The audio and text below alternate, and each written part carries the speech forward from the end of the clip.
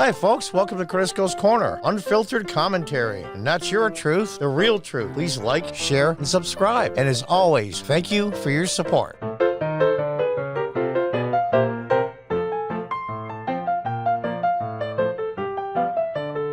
Hi folks, welcome back. I found this on Fox on your YouTube channel. I'm going to leave a link in the description. This is a gentleman that served in the military, and I think he explains the so-called racism and the woke ideology that's now in the military, and he explains it. He's very articulate and talks plain English without being confrontational, which is not easy to do today, especially when you're talking about subjects that are so divisive. And I'm gonna play a little bit and then make a couple of comments, but if you want to see the whole video, I'll leave a link in the description below. Let's listen a little. When I joined the military, man, it was don't ask, don't tell. There was none of this stuff, man. So this is weird. It's a weird environment. I think it is detrimental to mission focus. But here's the thing. As a SEAL operator, you have to deal with things, with the reality of things, right? So you have to work within the bounds of reality. It's interesting to me that they would propose any study of critical race theory, or that there would be any concern revolving around racism, period, in the military. Now, what he's going to explain is what everybody knows already. It's society in general, but he's actually correct. He's going to say, of any institutions in the United States, the U.S. military is the least racist of any institution. Now, that hasn't always been true, but it's true now. When you're out there in the field, and he's a special forces guy, I think he was, your concern is your buddy next to you, and he's concerned about you. And that's the whole world. And you don't give a good damn what color he is, or if he's gay, or if he's trans, and nobody cares. Nobody cares. Listen to what he has to say, and I think he says it in such plain English and so articulately that this is very good news, that what he's saying is going to say about the military today and their attitudes towards things makes me feel a lot better. Literally, the military is the most unracist organization on the face of the earth. Like, when you're serving a team in the Navy, the Army, whatever it is, that's the last thing nobody cares who's black, nobody cares who's white, nobody cares who's Mexican, nobody cares about any of that. It's all about the mission, man. So to try to inject some conversation about race, especially into a SEAL team or a special operations unit, is just absolutely heinous and ridiculous. Absolutely heinous and ridiculous. And it won't have an effect. Oh, you'll get the occasional ass hat that's in the military that got in there that are extremely woke, but we don't have a draft anymore. It's all volunteer. And there's something to be said about a stronger military with a volunteer army rather than a draft. Anybody that's been in Vietnam will tell you that they took people they probably shouldn't have taken, and a lot of them lost their lives. They're just not the quality physically and mentally that's needed. It's not a shot against the individuals, but when you're in the field and you're under fire, or you're in a really, really bad spot, you don't give a good damn if the person next to you is gay, straight, Mexican, black. You don't care if he's from Mars. And he's saying if you put that in there, it's going to cause some issues, but I don't think it's going to be the issues you think. Let's listen what this gentleman has to say. It's the least racist place on earth. I mean, the conversation has no place there. And using the word conservative, like in the military, at least for my service, nobody discussed politics. Like, nobody discussed their conservative, liberal, like, nobody discussed that. It wasn't even a thing, man. Now, here's the thing. When he talks about politics, he means conservative progressive politics. There's always politics in every field, i.e., you'll get the people that try to suck up or make other people look bad so they can get promoted or they can move up in rank, in this case in the military. You're always going to have that. That's human nature. That's not politics that he's talking about.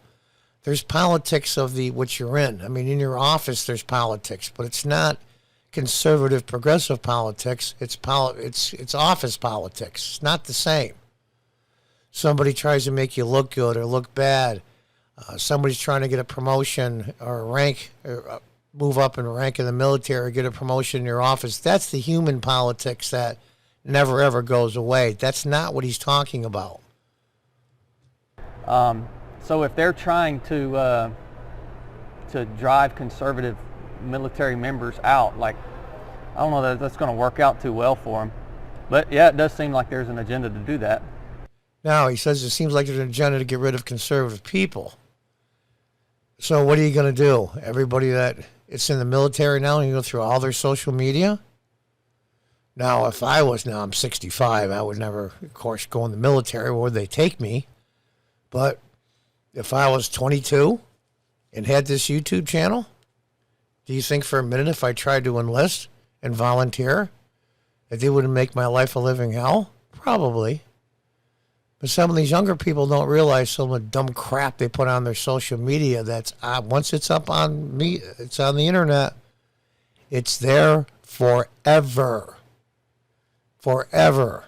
They're going to be 20 years old, and then when they're 40, applying for a job or looking for promotion, some moron is going to look up something dumb that they said, or not even dumb for the time, that is considered really bad now and really ridiculous. Well, when they were 20 and in the society they lived in, it meant nothing. And that's the problem. How would you like to have every single telephone conversation you've ever had have access to every employer that you go apply for a job, whether it be military or otherwise? Every text you ever made. And that's the problem. A lot of that they have. Do they have all the audio conversations for cell phones? I'm not sure. That database would be so huge to keep everything forever. But they have the text, I think. That's a really small file.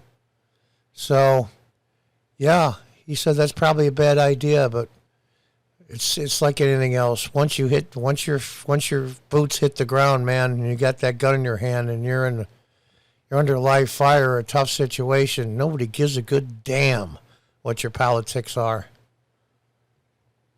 The guys that have boots on the ground, the guys that are running missions, the guys that are actually doing the jobs,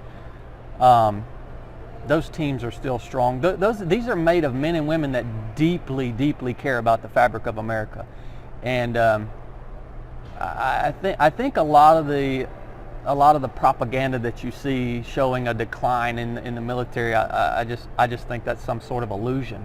I think there is a concern because when you talk about that leadership, once you hit a certain rank, you almost become, in the military, you almost become a politician, right? And politics right now are pretty ugly. Yeah. And when he means politics, it isn't necessarily red-blue politics, progressive, conservative politics. There's human politics. And there's a fine line to walk. Once you get a higher rank, he's right. But that's always been true since the volunteers for George Washington, for Pete's sake. That's always been the case. So that's nothing new. That's a human trait, not a social one. And so, yeah, when you look at those higher ranks, yeah, there's some concern there for sure. The dudes that are actually performing the jobs, the teams that are getting the work done, man, they're still tight, man. They're going to be loyal to each other no matter what's going on way up here and these conversations that are being had. And that's what it boils down to. It boils down to each individual soldier. Now, will they have a colonel that's woke or pretends to be so he can get brownie points, or maybe end up being we get a full bird colonel and you want to be a general? Probably. But 20 years ago was something else, and 50 years ago was something else. You'll always have that sucking up But the rank and file military, they'll see a woke colonel and they'll obey his commands, and then privately, they might even say it out loud, but they might say amongst themselves or keep it to themselves, this guy's an idiot. This woman's an idiot. We'll do the orders, but I don't need to hear the lectures on the woke stuff. Nobody cares. It's like, it's like the adults in Charlie Brown. You'll end up with wah, wah, wah, wah, wah, wah, wah, wah. You don't hear anything. You obey orders, but the rest of it is just fluff and you don't care. Now, I found that to be a fascinating interview. And he spelled it right out. And he did it in a way that's unique. You can tell he's a fairly conservative guy. You can just tell. Or maybe more libertarian type. You can tell. But he did it not without being confrontational. In other words, I don't think it's going to work out for them. That's a very calm way of saying, what the hell are you people doing? But he doesn't do that. He's not confrontational. And I admire him for that. Because it's not easy. It's not easy not being confrontational. So my hat's off to this gentleman. I'll leave a link in the description. There you can watch the whole thing all the way through without interruption from me. And I think he's right. Maybe our country is dividing and falling apart, but our military isn't. And push comes to shove. If states go against states or states against the federal government, what is the military guys going to do? The men and women in the military? I don't know. My gut tells me it'll be the same thing as a civil war, not a shooting war. It'll be the same as my family, my home, my state. Now, in the old days, it was state first. This way, though, it's my hometown. It's my family. It's people I grew up with. I can't raise a rifle or a hand against them. I'm going home. And I think that's exactly what will happen. But anyway, folks, listen to this gentleman. I'm encouraged a little bit, actually. Very encouraged. What do you think? Leave a comment below. Until the next time, goodbye and good luck.